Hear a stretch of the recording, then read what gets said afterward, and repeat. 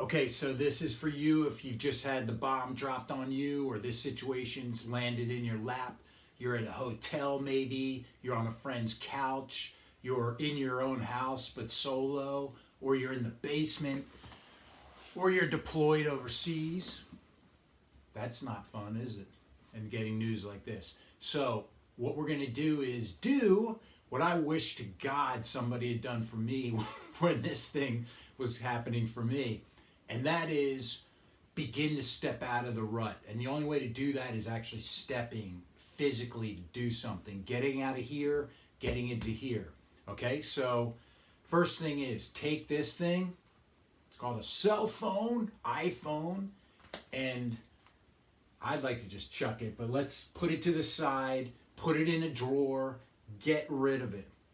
Okay? All right. So here's what you're going to need for this. Going to need a pencil or pen, a highlighter, a blank piece of paper or a notebook, even the back of the paperwork they give you at the hotel, it don't matter. If you can, a yoga block, but not necessary. A floor, and a bag of sand.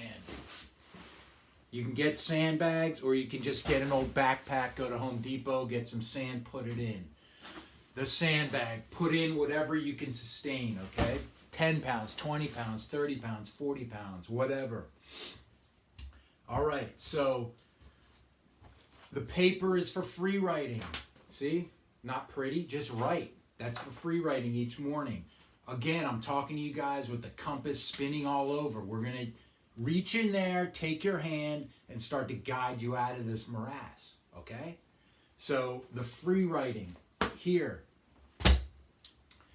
Highlighter and pen again. Why? For books you're going to get. You go on Amazon, you look at what might appeal to you. Could be anything that draws you. Could be fiction. You just need to get off into another space. Or several books we've recommended, the Stoic books and some other stuff. Can write in the margins. I read a guy who said he always reads with a highlighter. I think that's great because it highlights, obviously, what you're focusing on or want to. Then you can flip back through that book and catch those sections that spoke to you. The yoga block is for breathing. Now, you don't necessarily need it. You could use your sandbag or whatever. But the main thing is getting your breathing going and starting to see things. Now, do you know what I'm going to do with the floor? You know, I'm a burpee guy, and we'll go into that. Do you do the breathing first or the burpee first? Well, maybe we do a little stretching first. So you get out of bed, cycling through. Maybe you had a rough night last night, you're exhausted. So I think it's helpful just to go through some basic stretching, whatever that is for you. If you like, there's stretching where you literally just cross your legs like this and just relax into it. Count to 30. It's more of a static stretch, and then go to the side. Okay, I should just run a whole hour of just this training, which I'll do at some point. Which reminds me also, my friend and colleague Kevin and I are going to start upgrading some of this stuff to reach more people, because we're getting a lot of people reaching out to us, and we want to help as many people as we can. So you know what stretching is, but you could do this, bend the back a little bit. Okay, you see I don't have shoes on. You can have them or not, doesn't matter. Whatever that is to you, moving around, just get the blood flowing, lymphatic system, and sorry about that. Okay, so we're shaking out a little bit.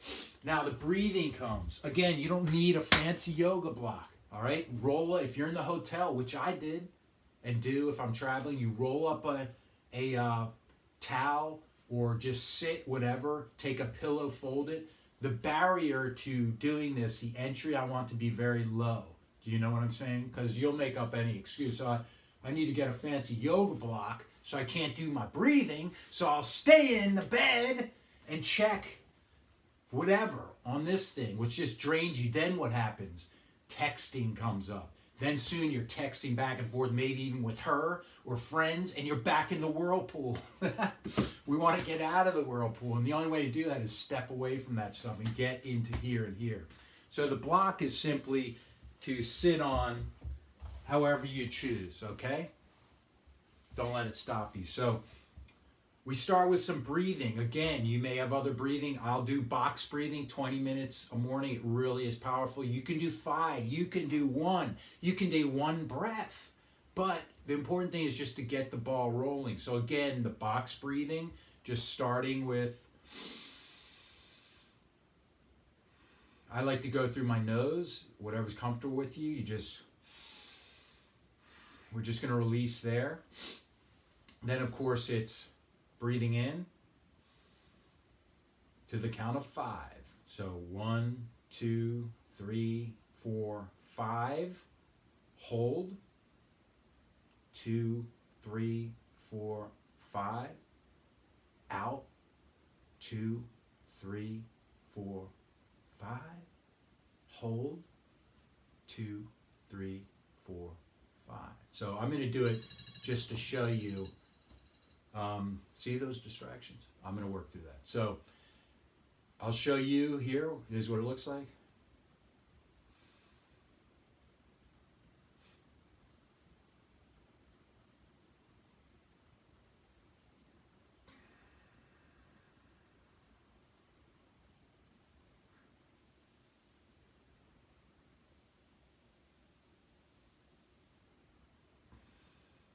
Okay.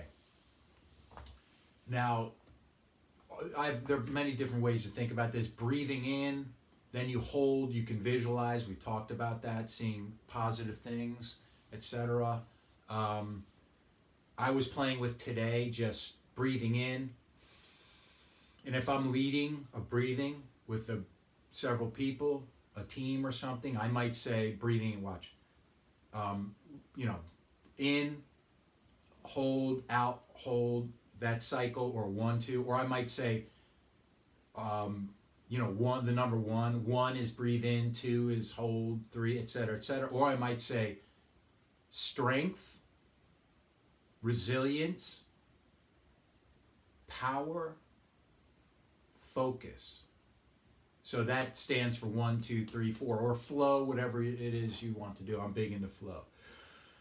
We talked about the Wim Hof. I'll save that for another time. You look it up on your own. As always, the DBI principle is play here. That is, don't be an idiot.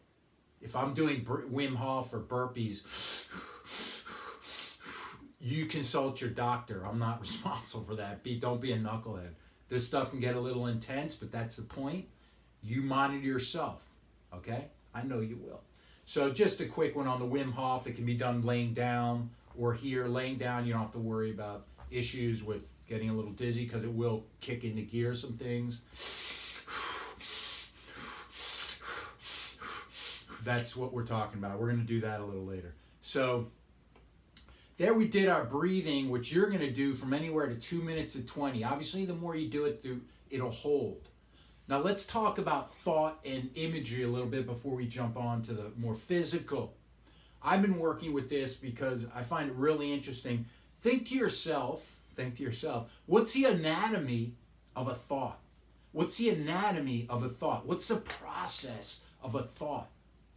Okay, for me, let's say I'm doing a monologue out of Shakespeare or whatever.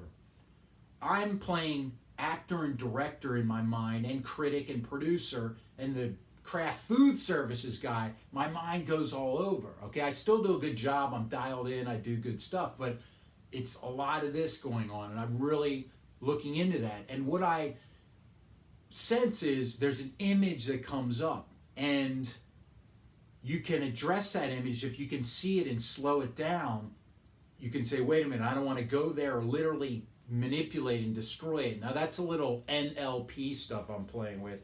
We'll talk about that again later, but I'm just throwing some principles at you. For yourself, think about, well, what's the anatomy of my thought process? You may be visual, you see it, you may hear words or whatever, but the point is that negative loop you're in happens it happens, it occurs. It doesn't just, boom, go right to your thoughts. You're formulating your thoughts off what you are feeling and sensing and seeing. So maybe you get an image of her doing something or saying something or commenting or about yourself, because a lot of the real story here is we're digging under this situation to deeper to see what's going on, right? And you want to explore with those. To put the ego to the side. This is not the time. This is a time to be relentlessly compassionate. What does that mean? I'm not saying curl up and hug yourself all day. If you need that, that's fine. I'm saying hug yourself and then climb that frickin' mountain. Because that's what this stuff is. Every day, the breathing, the training, if you will.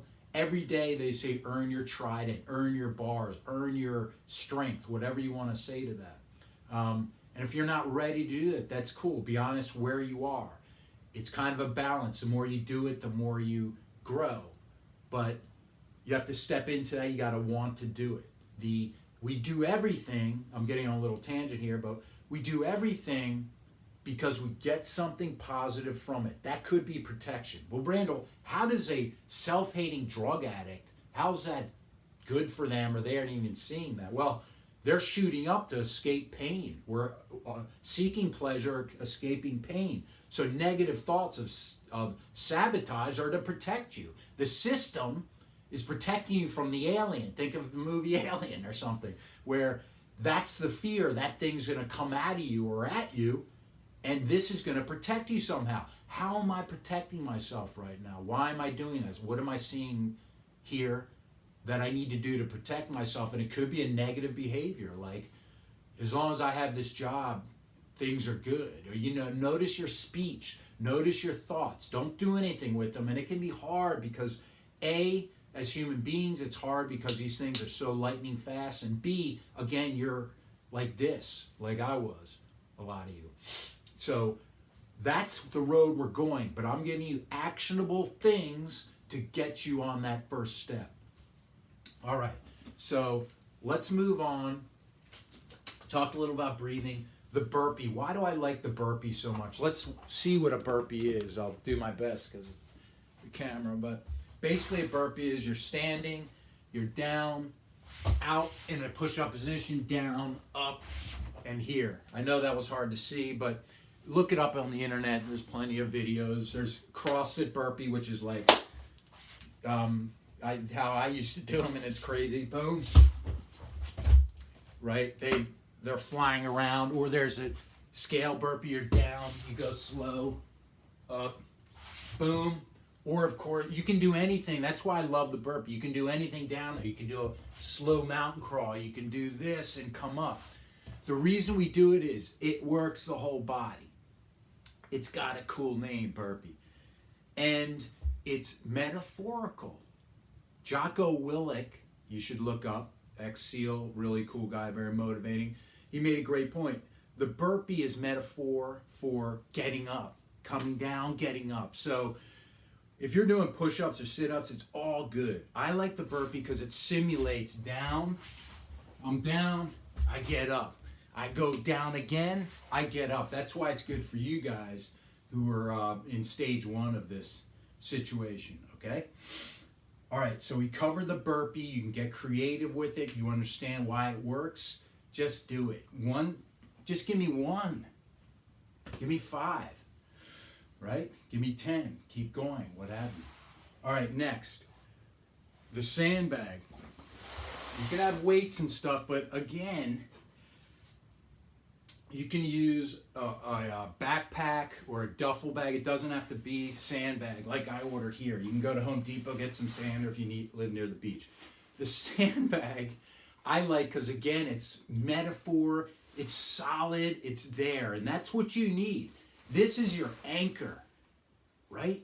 We need an anchor and direction to get out of stage 1 and start grinding and making our way back to who we are, or to who we are, right? And the sandbag is, like I said, just an anchor, and you can do so many things with it. We'll go through later at some point. You can squat with this. You can alternate. and you can hold above and just get through that. That's an excellent one, okay, where you just hold this, because that's really what the situation's about, right? Holding, sustaining, withstanding what's coming at you, and it develops that toughness like a cold shower. Plank does that too. So it's important to understand this is fitness. I talk about, but it's about the mind and attitude. It's the whole body, and you don't have to go out and do a marathon or something, but the physical is a way into the spiritual and getting your mind to where you want it to be. The breathing is huge, so we put those yin and yang together, the physical and the breathing, and you just do it. Do what you can. So I guess what I'm saying is trying to take the pressure off doing all this stuff. Do what works for you. If the jacket fits, put it on. I like it, it works. If it doesn't, cast it aside and use something else. But meld the physical and the breathing and the spiritual. If I can leave you with one thing, it's get the blood flowing and start to ask yourself, what's the anatomy, what's the process of my thinking? Because that's going to serve you either way. All right? If your process is one where in general, this would be called victim, right? Because she said this and you're off. She's in control and everything. But instead of trying to conceptualize and rationalize and go all Freud on this stuff, just for now, witness it, just see it. Wow, when she mentions this, I go off on a tangent. When I hear or see her number, I go off. Take control back of your process. Can't control all our thoughts, things are flying all over, but we can see the process and start digging into that. Does that make sense? All right, so that's a good exploration into where we want to go to get stronger and to grow and not just go through this, right? So Kevin and I will be in touch. Any questions you guys want us to cover, put in the comment section, and then we'll get an email and you can shoot that. But we want to serve the community and serve your needs. Give us some questions and everything. And hey, divorce strong, life strong, live strong. And we're here for you. Talk to you soon.